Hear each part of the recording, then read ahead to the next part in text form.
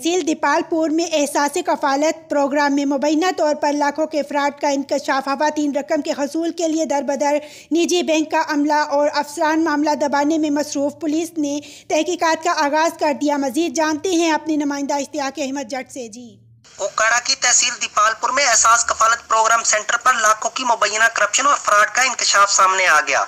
निजी बैंक के franchise dealer तहर मुश्ताक, बलाल, शुएब वगैरह ने नशे के आदी नौजवान गुलाम हुसैन के नाम पर निजी बैंक की डिवाइस हासिल करके दर्जनों खवातीन की लाखों रुपए की रकम खुर्द-बुर्द कर ली।